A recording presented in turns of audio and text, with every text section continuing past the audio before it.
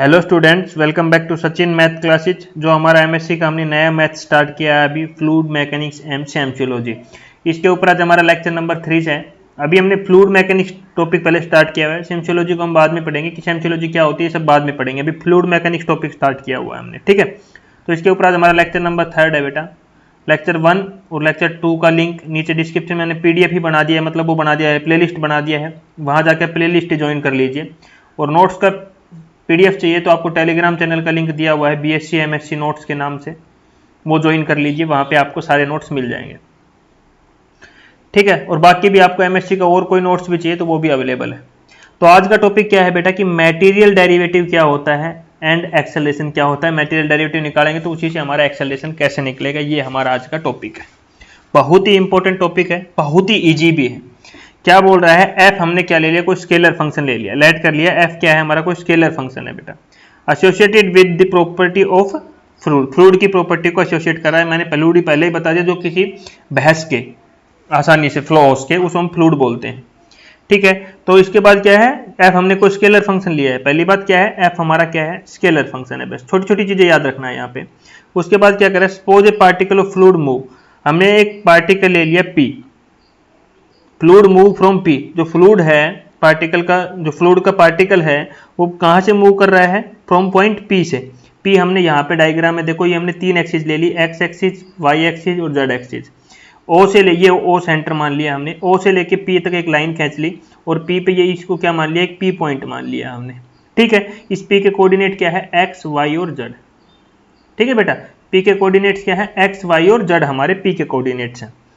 At time T, यहाँ पे time कितना दिया हुआ है, टी पे दिया, टी दिया हुआ है, ठीक है। और ओ से लेके पी तक हमने क्या मान लिया, आर वेक्टर मान लिया है, ठीक है। टू पी डैश, ये पी से कहाँ तक जाता है, पी डैश तक जाता है। देन पी डैश के कोऑर्डिनेट क्या होगी बेटा, जब यहाँ पे एक्स है तो इसने कुछ स्मॉल डिस्टेंस डेल एक्स किया होगा, तो पी डैश के कोऑर्डिनेट क्या होगा, x plus del x. Y में भी सिमिलर होगा, y plus del x del y. Z में भी सिमिलरली होगा, जेड प्लस डेल जेड। तो पी डैश के कोऑर्डिनेट हमारे ये आ गए। और हमारा मान लेते हैं यहाँ पे टाइम t था, तो यहाँ पे जाने में इसने t प्लस डेल टी, थोड़ा टाइम तो और भी लिया होगा, थोड़ा सा टाइम तो लिया होगा ना बेटा, सीधा तो भाग टाइम तो लगाइए। तो टाइम क्या हो गया बेटा, यहाँ का t plus del T time हो गया, at time t del plus T. तो समझ में आ गया बेटा, p के कोऑर्डिनेट एक्स वाई जेड है, इसने यहाँ तक यहाँ जाने में थोड़ा टाइम डेल टी लिया है, तो उसमें हमने ये कोऑर्डिनेट भी चेंज कर दिया और हमारा टोटल टाइम कितना होगा, t प्लस डेल टी, ठीक है। यहाँ तक सबको समझ में आ गया। अब जर्नल मैथमेटिक्स है, कुछ नहीं आगे। अब क्या बोल रहा है, then in motion of particle from P to P dash, जब वो इस पी से लेके इस पी डैश तक गया बेटा, याद रखना मैं यहीं पे समझा रहा हूं, ये था, ये पी पॉइंट था और ये हमारा पी डैश पॉइंट था, ठीक है। तो यहां से यहां तक गया, the total change of F, कि हमारा फंक्शन कितना चेंज हुआ है ये बताना है। तो बेटा कितना चेंज हुआ, यहां से लेके यहां तक, हमें टोटल फंक्शन में से, टोटल में से एफ घटा दें, जो हमें एफ है, टोटल है हमारा क्या है, एफ था पहले, उसमें कुछ दूरी और तय की थी तो एफ प्लस डेल एफ हो गया, चेंज किया ना, यही change, F plus del F क्यों लिखा, क्योंकि इसमें टोटल है, ये क्या है, टोटल में से हमारा एफ घटा दे तो हमारी जो बीच की डिस्टेंस है ये आ जाएगी। एफ प्लस डेल में से जो ट्रेवल किया है, टोटल में से जो ट्रेवल किया है हमारा गिवन है वो घटा दे तो हमारा ये चेंज आ जाएगा। तो मैंने यहाँ पे वही किया, एफ प्लस डेल एफ में से माइनस एफ कर दिया, तो हमारा जो ट्रेवल किया है, ये वाला जो ट्रेवल हिस्सा है वो आ जाएगा। वो यही पूछा है कि उसने कितना चेंज हुआ, टोटल चेंज ऑफ एफ, इसमें से ये एफ घटा दे तो चेंज हुआ वो आ जाएगा। तो इसलिए हमें एफ प्लस डेल एफ के कोऑर्डिनेट मैंने पहले लिख दिए, ये वाले माइनस कर दिया दूसरे वाले एफ में से। अब ये टी टाइम ले लिया, इसके साथ एक्स वाई जेड था हमारा बेटा, उसमें टाइम भी होगा, टी प्लस डेल टी यहाँ पे हो जाएगा, और यहाँ पे क्योंकि एक्स डेल एक्स होगा, इसमें del y plus del z ये सारे होंगे, इसमें भी हमने टी ले लिया। अब ये बोल रहा है बेटा, यहाँ पे थोड़ा सुनो, यहाँ जो ये पहली वाली है, ये वाला जो दूसरा कलर यूज किया है, इस पे इसने टेलर थ्योरम अप्लाई कर दी बेटा। अभी टेलर थ्योरम क्या होती है तो मैंने लिख दिया, आपको पता होना चाहिए बट मैं लिख दिया, F A plus H comma B plus K पे हमारा कैसे टेलर, क्या फॉर्मूला होता है, एफ ए बी, ये वाला ए ये वाला बी प्लस एच, ये वाला एच लिखेंगे, फिर curly F by curly x plus K curly F by curly y plus dash dash, इसी प्रकार से चलता रहेगा। तो अप्लाई करके दिखाता हूं, हमारे क्या है, ओनली दो ही है, वो है कोऑर्डिनेट एफ के, ए और बी। तो यहाँ पे 1 है, 2 है, 3 है और 4 है।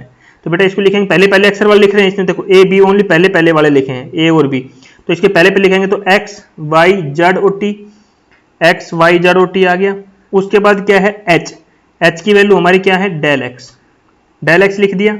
उसके बाद कर लिया एफ बाई कर लिया एक्स, कर लिया एफ बाई कर लिया एक्स लिख दिया। उसके बाद अगले में क्या है के की वैल्यू हमारी यहाँ पे क्या है डेल वाई कर लिया एफ बाई कर लिया वाई, फिर सिमिलरली जेड पे और टी पे अप्लाई करके लिख दिया। लास्ट में हमारा ये है, इसको हमने एज इट इज लिख दिया। तो इससे ये हमारा कैंसिल हो रहा है पहले वाला।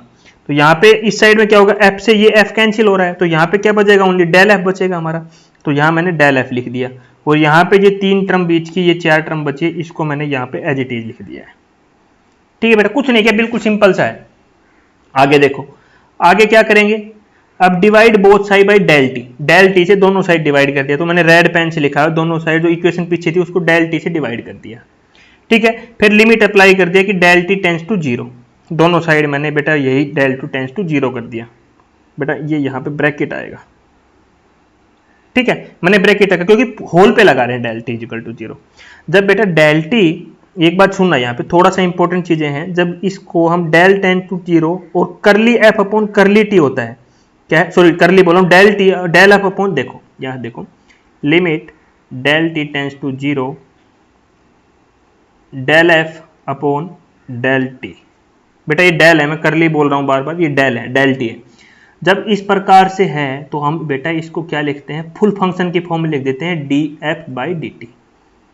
करली नहीं है बेटा, D F upon D T. इस चीज को हम क्या लिखते हैं बेटा, ये आपने फिजिक्स में भी पढ़ी होगी, करली एफ, करली हट जाता है हमारा, डेल हट जाता है हमारा, और एफ डी डेरिवेटिव आ जाता है। तो मैंने यहाँ पे यही लिख दिया। सिमिलरली ये चीज यहाँ भी अप्लाई होगी, यहाँ भी अप्लाई होगी, यहाँ भी अप्लाई होगी, क्योंकि इनके बाहर भी क्या है बेटा डेल टेंस टू 0।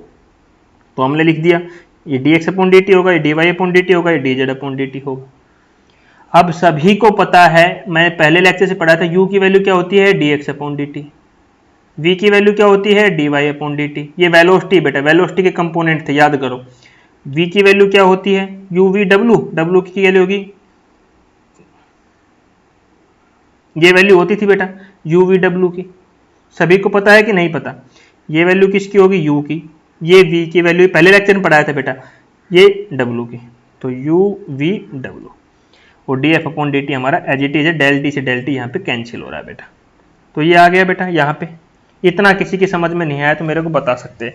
अभी इसी फॉर्म को अगर हमें वेक्टर फॉर्म में लिखना हो तो कैसे लिखोगे भाई, ये इनके बीच में क्या है डॉट हो गया बेटा, u v और w, देखो हम लिख सकते हैं ui plus V J plus w के डॉट प्रोडक्ट, इसको लिख सकते हैं curly f by curly x I plus curly F by curly y J cap plus curly F by curly z K cap. इसको इस प्रकार से लिख सकते हैं, प्लस में करली एफ बाई करली टी हमारा अलग से बच गया।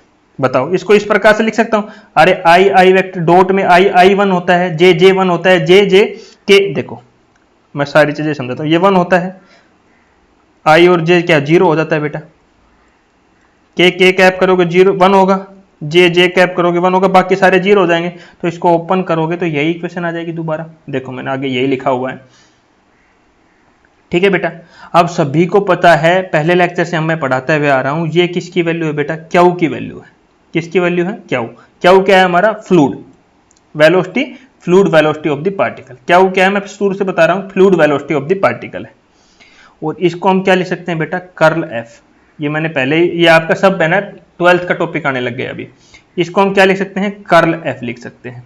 तो दोनों के बीच में डॉट था, Q position vector dot curl F plus curly F by करली टी। इसको किसी को समझ में नहीं आया तो मेरे को बता सकता है इतना।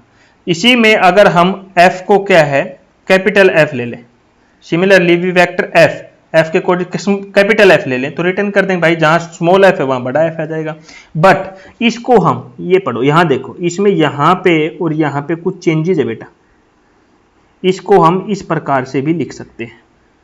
जब कैपिटल आएगा तो इसकी ये प्रॉपर्टी है बेटा वेक्टर की, ज्यादा कुछ तो नहीं बताऊंगा, ना घुमाने की कोशिश करूंगा कि ये ऐसे आ गया, तो काफी यूट्यूब पे टीचर कर देते हैं, वो नहीं करेंगे। यहाँ पे सिंपल सा है, ये प्रॉपर्टी है, वहां से हमने यहाँ पे इसको लिखा है। तो छोटे एफ में भी आ गया और बड़े एफ में भी आ गया, क्या वो हमारी fluid velocity of the particle हो गया है। आगे चलते हैं, आगे क्या बोल रहा है। On both scalar and vector functions, पहला एफ क्या था बेटा हमारा, स्केलर था, समझो थोड़ा सा, और दूसरा एफ लिया वो हमने क्या लिया बेटा, वेक्टर लिया है। दोबारा पीछे चलते हैं, ये था, ये वेक्टर जो स्केलर क्वांटिटी से आया था, अब ये चेंज हुआ कि एफ हमारा क्या आ गया बेटा, वेक्टर क्वांटिटी आया, वेक्टर आया, क्योंकि हम देखो यहाँ पे कोई साइन नहीं था ऐसा पोजीशन वेक्टर का, यहाँ पे है साइन, तो इसलिए ये वेक्टर की क्वांटिटी में हमने ये वेक्टर की कोई प्रॉपर्टी लगी जिससे ये आ गया। ठीक है बेटा, अब आगे चलते हैं, क्या बोल रहा है, on both scalar and vector functions establish the operation is equivalence, दोनों साइड से एफ हटा दें तो हम इसको इस प्रकार से लिख सकते हैं, अगर किसी भाई ने अच्छी तरह 12th करी होगी तो वो बोलेगा बिल्कुल लिख सकते हैं सर, क्या लिख सकते हैं, D by D T is equal to क्याऊ position vector dot del plus D by curly upon curly D T, इसको हम लिख सकते हैं ऐसे, और इसी को बेटा हम क्या बोलते हैं, मटेरियल डेरिवेटिव। ठीक है, अभी क्या बोल रहा है आगे, अगर हम f की जगह f का जो वेक्टर है, वेक्टर वाले इक्वेशन में, जो कि ये इक्वेशन है a मान लो इसको थोड़ी देर के लिए, इक्वेशन a, अगर इक्वेशन a में मटेरियल डेरिवेटिव निकाल लिया, अभी एक्सेलरेशन निकालना है, अगर हम if change Q is equal to Q vector is equal to F vector कर दे इन इक्वेशन a में, तो हमारा क्या आएगा, ये आएगा बेटा, f की जगह क्या पुट कर दिया, f वेक्टर की जगह हमने क्या वेक्टर वेलोसिटी पुट कर दिया, तो ये आएगा, इट इज रिप्रेजेंट एक्सेलरेशन, क्योंकि क्या है वेलोसिटी, और नीचे क्या है, t क्या है, टाइम, सभी को पता है वेलोसिटी अपॉन टाइम क्या होता है बेटा, एक्सेलरेशन होता है हमारा, और हमें क्या निकालना था, एक्सेलरेशन नहीं बताना था, मटेरियल डेरिवेटिव तो निकाल दिया था, अभी एक्सेलरेशन की बारी थी, तो वेलोसिटी अपॉन टाइम क्या है, मैंने पहले बताया था, फ्लूइड वेलोसिटी, वेलोसिटी हमारी particle fluid velocity of the particle है, तो वेलोसिटी अपॉन टाइम क्या होता है बेटा, एक्सेलरेशन होता है, तो एक्सेलरेशन भी निकाल दिया। अभी इनके कोऑर्डिनेट निकालने हो, अगर component of the acceleration of the fluid, बेटा एक्स डायरेक्शन में ax ay az, तो du अपॉन dt, u क्या है, वेलोसिटी के कंपोनेंट थे ना, u v w पढ़ाया था ना मैंने थोड़ी देर पहले आपको, क्या में थे, ui plus vj plus w के, तो du ये वेलोसिटी हो गया ऊपर वाला, नीचे टाइम हो गया, वेलोसिटी टाइम वेलोसिटी टाइम, तो बेटा यही तो हमें सीखना था, यही लेक्चर था ये हमारा आज का, कुछ नहीं, बहुत ही इजी लेक्चर है। एक छोटी सी आपको हिंट और दे देता हूँ यहाँ पे, देखो मैं अभी बता देता हूँ, कुछ बंदे परेशान है एमएससी को लेके, उनके लिए है, अभी तक मैंने मैकेनिक्स ऑफ सॉलिड पढ़ा दिया है बेटा आपको,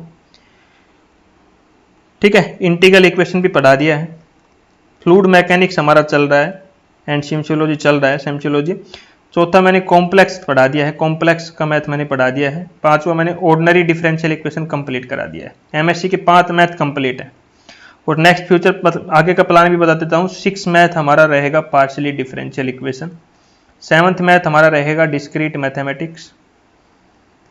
इन सभी के नोट्स आर एट 100 रुपीज़ में पर सब्जेक्ट अवेलेबल हैं with previous year question papers, आप ले सकते हो, नीचे डिस्क्रिप्शन में टेलीग्राम चैनल का लिंक दिया हुआ है, ठीक है, वहाँ से जाके ले सकते हो, वहाँ पे हमारा एमएससी और बीएससी का ग्रुप है, वहाँ पे आप जाके हाई लिख दीजिए, आपको नोट्स प्रोवाइड करा दिया जाएगा। ठीक है, अभी अगला टॉपिक्स हम देख लेते हैं, अगला लेक्चर हमारा लेक्चर नंबर 4 रहेगा, उसके ऊपर हम बता देते हैं क्या पढ़ेंगे उसमें। बेटा इसमें स्टीम लाइन क्या होती है, सबसे पहले सीखेंगे कि स्टीम लाइन क्या होती है अगले लेक्चर में, उसके डायग्राम की हेल्प से मैं आपको पूरा समझाऊंगा। फिर कि स्टीम लाइन की differential equation of the steam line क्या होती है, ये अगले टाइम हम स्टीम लाइन को मेन पढ़ेंगे कि स्टीम लाइन क्या होती है, उसकी डिफरेंशियल इक्वेशन क्या होती है, ये लेक्चर नंबर 4 में पढ़ेंगे बेटा। ठीक है, तो वीडियो अच्छी लगे तो वीडियो को लाइक शेयर जरूर कर देना और चैनल को सब्सक्राइब कर लेना और अपने दोस्तों के साथ शेयर करते रहना। Thank you.